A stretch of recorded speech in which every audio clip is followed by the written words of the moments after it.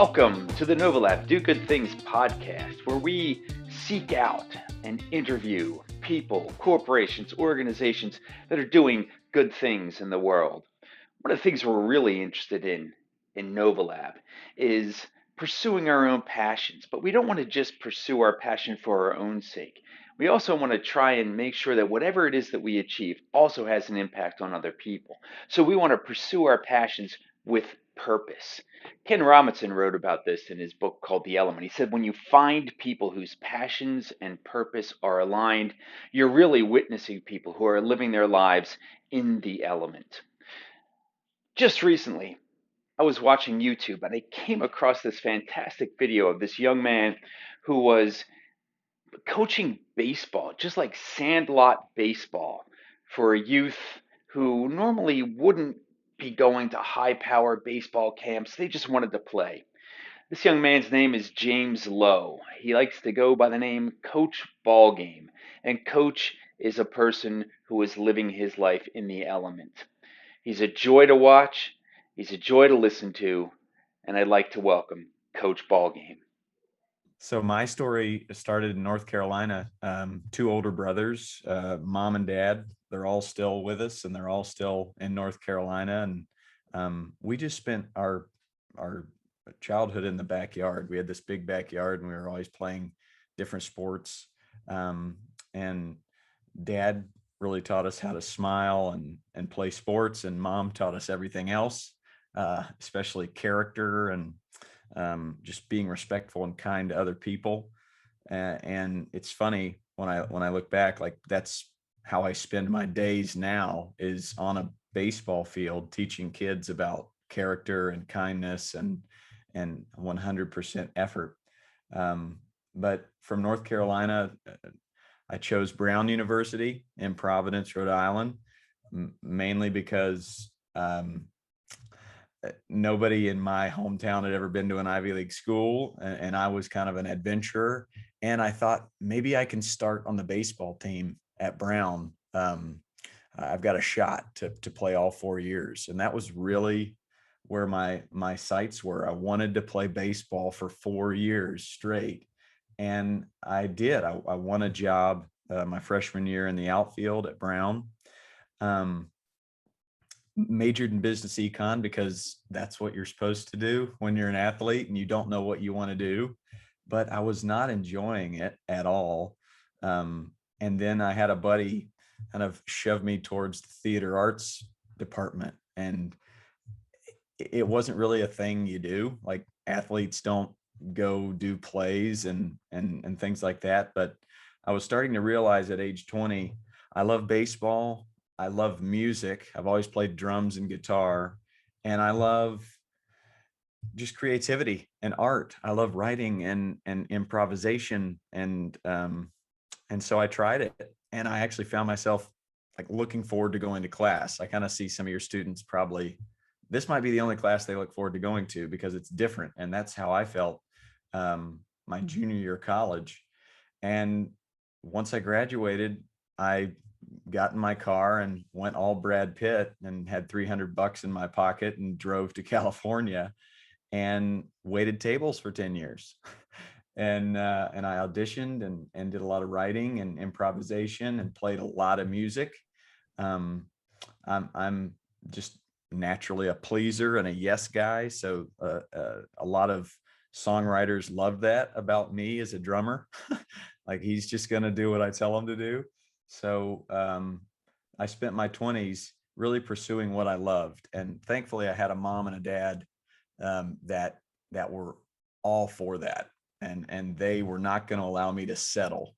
And I know that's against the grain parenting from what I've seen. And I'm so thankful for it because around the age 30, when I got married, I had a wife that really saw Coach Ballgame, and all I saw was James, this waiter who likes to get a little wacky and play music and make kids laugh. But she really saw what kind of impact Coach Ballgame could have, and she pushed me, and it was scary because I'm printing out these flyers for my own baseball camp, and then I'm afraid to go pass them out.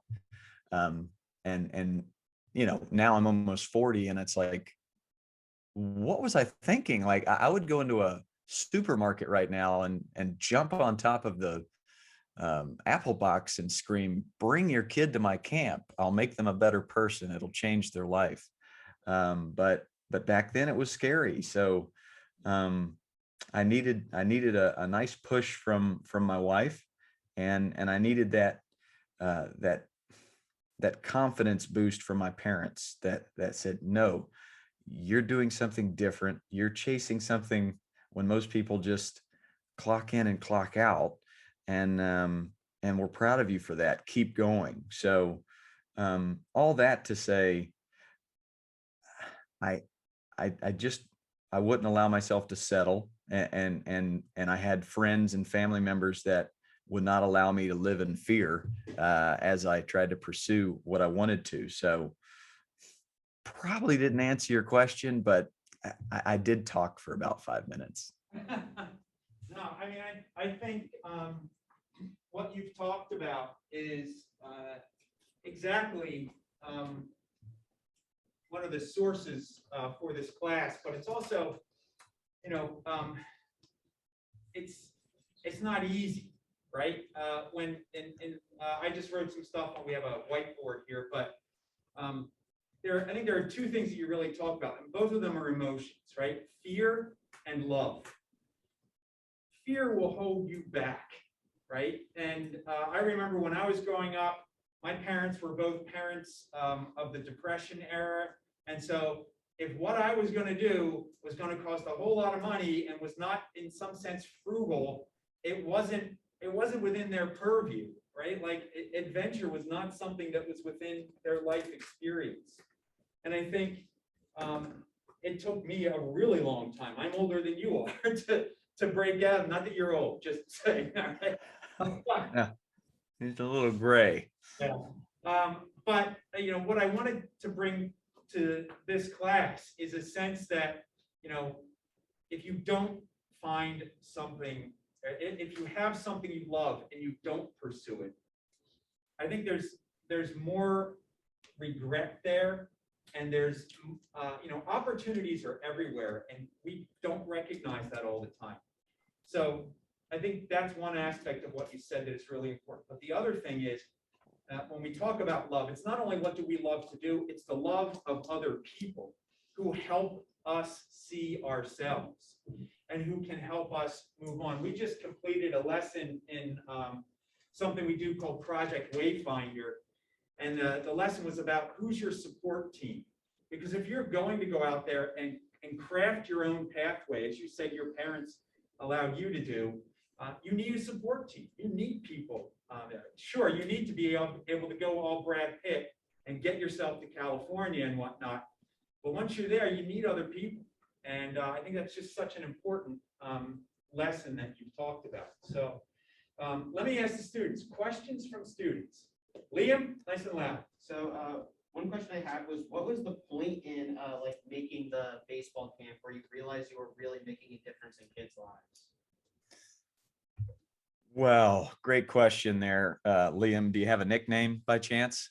No, not really. Favorite thing? Can you see him?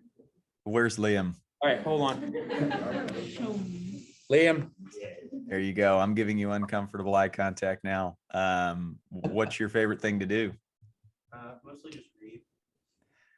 Okay, so we've got scholar, or maybe Mr. Library in there. Favorite food? I would say grapes. Grapes.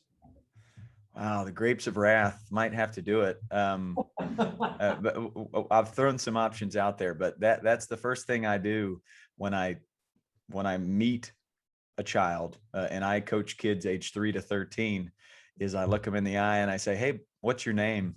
And then, "Okay, good. What's your nickname?" That's the first rule of Sandlot. Got to have a nickname. And that's how I get to know them. And I think that's the first time I really noticed I'm making a difference, because I had mentors that we're not afraid to slow things down. When there's 50 kids at a camp and everybody is going every which way, I had a mentor that was not afraid to slow things down and tie a shoe and show a child he really cared for them, and show a parent he really cared for their child. And he'd take 45 seconds to ask these serious questions. What's your favorite cereal? Who's your favorite superhero? And based on that, come up with a nickname. And when I was able to start to memorize these nicknames, and rattle them off while playing the drums, I would see a big smile. And what I do is line them up at home plate, say their nickname, and they run around the bases. And I think when I started to see kids smiling as they ran towards first base, that was the moment when I kind of fell in love with the job, because youth sports has taken on, sadly, it's taken on this pressure-filled, anxiety-driven, win at all costs mentality, and it weans out the mediocre player, and it really just overwhelms any newcomer. And so it becomes this elite thing, and then it burns out those elite players mentally and physically. So I think kind of the next time I noticed, wait, I'm making an impact is when I heard some of these stories of kids either getting burnt out or overwhelmed by youth sports, and being able to bring them into my alternative to Little League, which is what I call the Sandlot. Just listening to the kids, and trying to figure out what they love to do, and try and meet them on their own playing field. Once I kind of got that, I felt like I was making a difference, and surprisingly doing something novel. Who would have thought that would be novel? But it was. So Liam, great question. Other questions? I have a quick question for the class. Sure. Does anybody even know Brad Pitt anymore? Is that still a guy? Yeah, I think they're good with that. Okay, good. I never know. And as I get into my 40s, I don't know what 10th graders even know. Okay. All right, Casey, go ahead. Casey, why don't you stand up so Coach can see you? Hi, Casey. My question is, are there days where you don't feel as positive or driven, and what do you do on those days? Oh, such a good question. I have a podcast, and that's a question I ask a lot of my guests, is those days when you're just not feeling it. Oh, yes, no doubt about it. And that is so normal and so natural, and it shouldn't be hidden. I think there's such a stigma around, oh, you can't let people know you're struggling. You just got to plow through. And I think that's nonsense. I think it's hurtful, it's hurtful to your own mental health. And again, I've had mentors that have allowed me to kind of open up that bag, or open up that tool pouch that no, be vulnerable, let people know when you're not feeling great. I also think just not going down one lane in my studies, like pursuing sports, but also pursuing art, and trying to learn as many different things as I could. That helped me see, the attraction in being vulnerable. As a guy's guy, you don't be vulnerable. You push through. But I think on days when I have that, I just say to my wife or my assistant coaches, hey, just not feeling it today. I'm going to need your help. And I think that's where, Gary, your teacher, has really dialed in something special when he talks about that community aspect of it. You've got to build your team, and you've got to be vulnerable when you're not feeling up to it. So what do? I lean on them. I lean on my wife. I lean on my assistant coaches. And I think secondly, I learned this in acting class, like, because there might be a big scene where I need to really bring it and I'm not feeling it.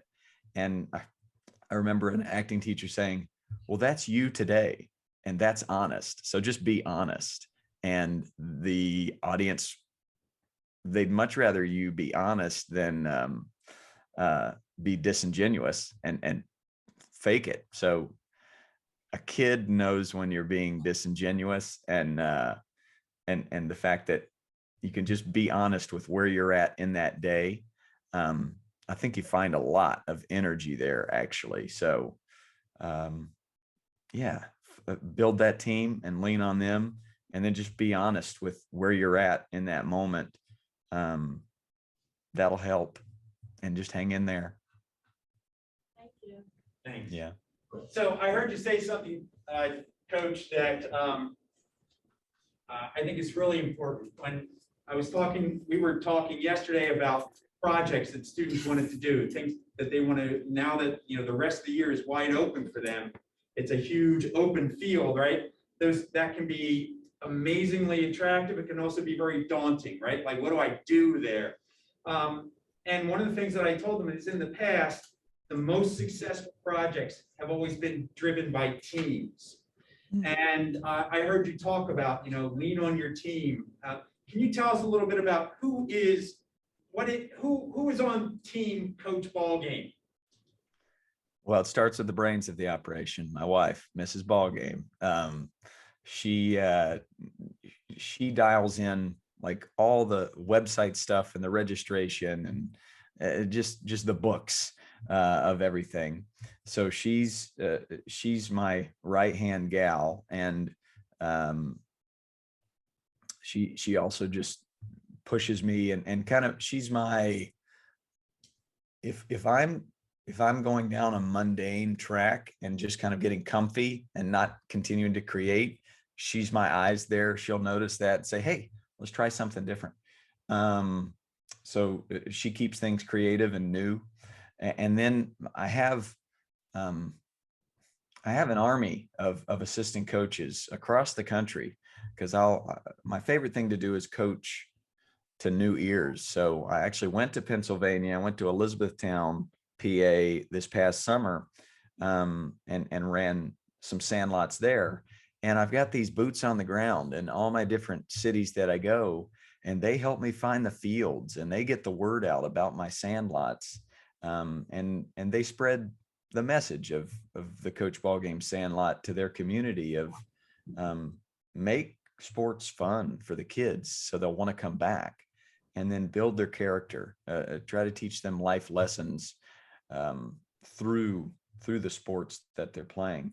I've got a great group of coaches out here in Orange County, and we've got text threads, and I'm constantly texting them, you know, those themes of the week or things to look for. But my team is what keeps the ship together. It holds me up, because I'm only as good as that assistant coach that's coaching, you know, those 5 kids out in right field. If he's going about it the wrong way, or if she's selling burritos at McDonald's, so to speak, then it doesn't equate. So having assistant coaches that buy in to the message of positivity and fun and building character, it's everything. So that's my team. Oh yeah, and a lot of assistant coaches were former players. So that's a really proud moment for me. They used to be campers. You know, I watched them grow up from age 4 to 12, and then they become an assistant coach. And boy, you want to see somebody smile. You want to see somebody really stand proud. It's when they kind of graduate to being a coach. That's an awesome feeling. That's great. Other questions? Here we go, over here. Wait, let me get you on this side. All right, stand up, state your name, sir. My name is Ryan, and my question is, before you had hundreds of kids attending your camps, how were you able to market yourself and promote those camps and get kids to like those first camps? Great question. Yep. Well, so I I spent my 20s basically in grad school, and I had two mentors, one that really taught me the psychology of coaching and one that taught me the business of it and kind of how to run my own camps. So it took about 8 or so years, 7, 8 years of really just learning how to run my own thing. I would do private lessons to kind of pay the rent while I was trying to build this bigger thing, because the ceiling is only so high when you're doing a one-on-one lesson, whether that's in music or sports or whatever. You're only going to make 50, 80, $100 an hour because it's just one-on-one. But if I could get 50 kids to come for an hour, then the ceiling gets a lot higher. And then if I can hire somebody and duplicate what I'm doing, that's energetic and awesome, well, then that just multiplies. So I'm still not there yet. I'm getting there. We just started an all girls sandlot where I'm not even there, but we have a great coach that's running this sandlot for girls. So it's starting to franchise or duplicate, whatever you want to call it. But as far as marketing, as I started to go, like I said, took the shove of my wife to pass out flyers. And it started very slow. I think it was almost disheartening for the first 2 years of passing out these flyers at baseball events, going to kind of the opening days of little leagues, and just being this guy in a hat that nobody knew, and saying, hey, you should come to my camp. It's really hard. So that daunting feeling that I would have if I was sitting in your seat thinking about inventing my own path or becoming an entrepreneur. I mean, that I would feel that if I was in 10th grade, and I felt that when I was 30 as I tried to go down this path. But I knew it's what I wanted to do. And so I had to just leap over that obstacle, that fear that I had. I was like, I'd much rather jump over this terrifying obstacle of bothering somebody by asking them to come to my camp than I would settling with a job that I really didn't want to go to. I can't stress that enough. Don't do that. Don't do that. You want a job that's life-giving. And I knew coaching kids was going to be my life giver, and it was going to be best for my mental health. So I just pounded the pavement, and my acting days of knocking on doors and auditioning and not getting the job really helped me. I think playing multiple sports as a kid really helped, like becoming a grinder and competing in football and basketball and baseball really helped me. Quitting my piano lessons and feeling just kind of regretful about doing that when I was a young kid, and learning from that, not losing, but learning from all those failures I had, really helped me kind of get through that time. And yeah, it took a good 4 years to be able to drop all my other side jobs. I was still waiting tables, still doing private baseball lessons. I was substitute teaching. I was going to be a math teacher. And then it was all a means to an end, of not settling. So, yeah, I think the best marketing tool is word of mouth. And if you have a great product, the word's going to get out quickly, really quickly. But quickly might mean different from your goals. It doesn't happen overnight, but it will happen over 5 years if if it's your life giver, you'll make that sacrifice. And I'm so proud of what we've built now, and so excited for for how we can grow. And thankful, for the people that kept pushing me. So there you go, buddy. All right, right in the middle, we'll go to Sonali. Hi. My name's Sonali. My question is, how do you ensure that the positive experience and like the character that you build in your players stays with them after camp ends? Such good questions. Such smart students, way smarter than me. All of you. So how do I make sure that it sticks? All right. And I think first of all, that's the goal, is to make sure these life lessons I'm teaching them, they take home, and it goes home, and they can change their household, and then it goes into their school, and then maybe even their community as they grow and move on. I think it's really tapping into each and every personality. Some kids love stories, so I'll tell stories of my heroes that had great character and were respectful, like Roberto Clemente. He grew up very poor in Puerto Rico, and used a lemon for a baseball and a stick for a bat, and went on to be one of the best baseball players of all time. But what he's most known for is finding airplanes and filling up airplanes full of gifts, and like Santa Claus flying to different countries and giving gifts to poor people. Thus the Roberto Clemente Award that Major League Baseball gives out. Like, that story sticks with kids, but not all kids. So other kids, you want to tap into something a little more physical. So we'll do competitive games and try and invent different games where it involves movement, and it taps into they're engaged because they're trying to win a certain amount of points. And maybe that competition helps them learn that life lesson of there's some competing necessary in life.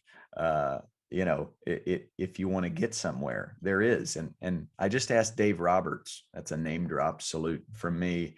He's the Dodgers manager. What's the one character trait you look for in any player? And he says, compete. And compete doesn't mean win at all costs. There's many more different meanings to compete. And, you're competing right now to pass whatever test you're about to, take, whether it's math or biology or chemistry. For me, man, I really had to compete. I had to really study chemistry, not my bag. But, yeah, I think if I can tap into all those different personalities, and then some kids love music. So I'll write songs, and I'll write songs about finding the joy in life, and catching a baseball and fielding a baseball and being down and ready. And some kids just need humor. So I'll just make them laugh. Some kids need to be challenged and need a consequence. So kind of being able to take the time to see all the different types of personalities. It's definitely helped me with picking coaches as well, picking my assistant coaches. Like, every assistant coach has a lot of different personalities. And so I think that's a way to do it. Manage all those different types, meet them on their playing field, find out what makes them tick, and then that'll last forever. So great question. Serena, why don't you stand up? Say your name.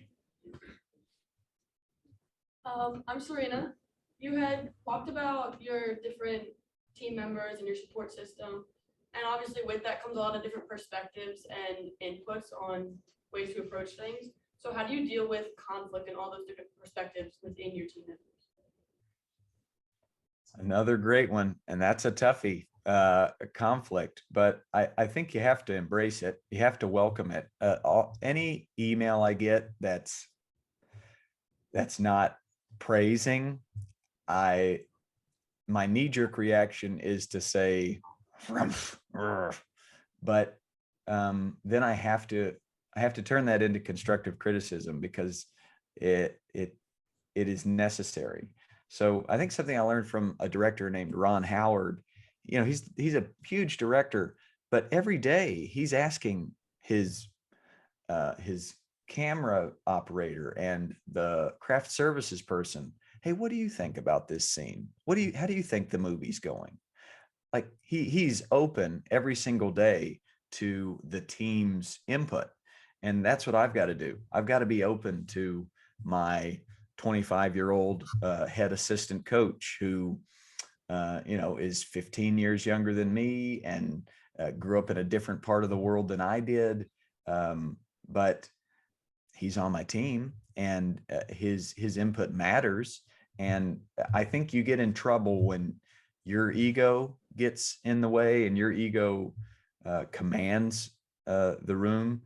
There is some command needed, no doubt about it. Like everybody's looking up to me. I mean, everybody needs that captain of the ship. But I think the word is servant leader. I hear that a lot when I talk to people that have kind of been there and done that. That servant leader. Those are two words that didn't go together when I was a kid. Like a leader leads and a servant serves. But if you can be the servant leader that ties the shoe and goes the extra mile to mow that grass or set up a field, get there early, stay late. People see that. And I always say kids watch what you do more than they hear what you say. So when you see your teacher kind of there when you're leaving school and he's setting up the lesson plan for the next day, like you'll remember that visual. I remember it. I remember the teachers that I loved or coaches that just these things imprinted in my brain of them just going that extra mile and it pushing me to want to make better choices. It matters. So yeah, a servant leader is maybe my short answer for that. And then when conflicts come, make sure each person knows that I care about them. I'm not going to be pushed over if I feel like if something's going awry or on the wrong, but I'm going to treat everybody with dignity and respect, and when there's an argument that needs to happen, first and foremost, I care about that person. And let's have a discussion, and let's have a sophisticated one where nobody's yelling at each other, and let's get to the bottom of it. But yeah, be open to everybody's ideas and lead by your actions. Good. Any other questions? So, Coach, I think we're running out of time. I want to make sure everyone gets back to their classes and everything. It's the way school works. We divvy up the day into 52-minute periods and decide that that's the best way to do things. But that's another rant that I can offer later, maybe. Okay. So, but listen, we're really appreciative for your time. I know it's really early for you, and thank you for that sacrifice and for the lessons that you've given us. We have a lot to talk about. So, is there anything you want to say before we give you one more attaboy? Oh man, just don't settle. Get out there and go. Do your thing and struggle. Don't be afraid to fall flat on your face and fall flat on your face many times.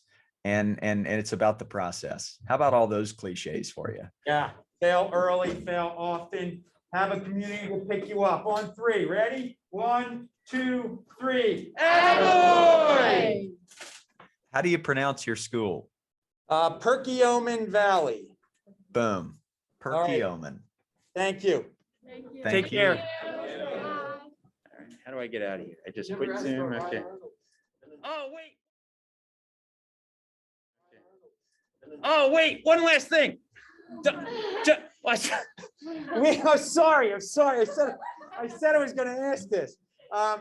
look, it's a long shot, but we have a, we discovered that Ryan Reynolds is a huge entrepreneur. Like, besides acting in movies, he does a ton of other stuff.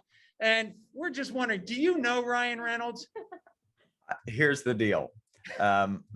When you get married, your spouse has that one person that that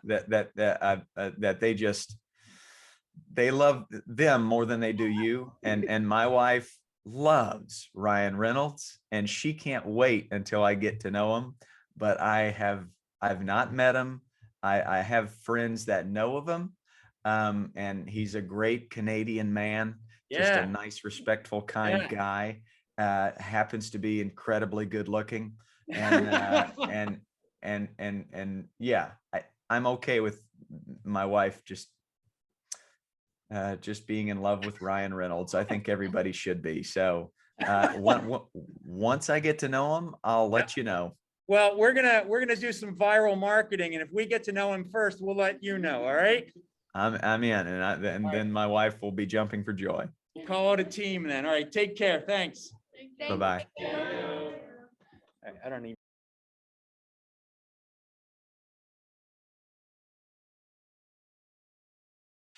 All right. Nice job, everyone. Nice job. Thank you for reminding me about Ryan Reynolds. My God. Look, there's a whole bunch to unpack here. We'll do some of that tomorrow. But what I want to know right now is if we can get more people, not necessarily at the level of Coach Ballgame, but if we can get more people to talk about their lives, is that useful to you? Yeah. So, like, tell me, in what way is it useful? Like, what was useful about today? What's something that like, if I didn't have this, I don't know that I would be feeling the same. What's one? I feel like when he was talking about how he had like $300 to him and then he just like left and went to California, I thought that was pretty cool because I feel like a lot of times whenever like someone says that, there's always somebody else that's like, oh no, like you can't do that. Like you're not going to be successful. But like then you see people like him who are like really successful. So it kind of gives you like hope, I guess. Okay, good. Liam. I think it gives you an insight into a person who has like a perspective entirely different from your own. Who's lived a life that like might not be on the same track as yours, but can like definitely learn a lot from like the different life people have lived and experienced. Excellent. Here. I think like like no matter the circumstance, you don't have to work like a base job. Thank you. Anya. I feel like listening to talk about how it took like multiple years before things really started like working out for him, like kind of just shows that like you can't expect to like have it right away. You can't give up just because it's not working. That's a great observation. Serena?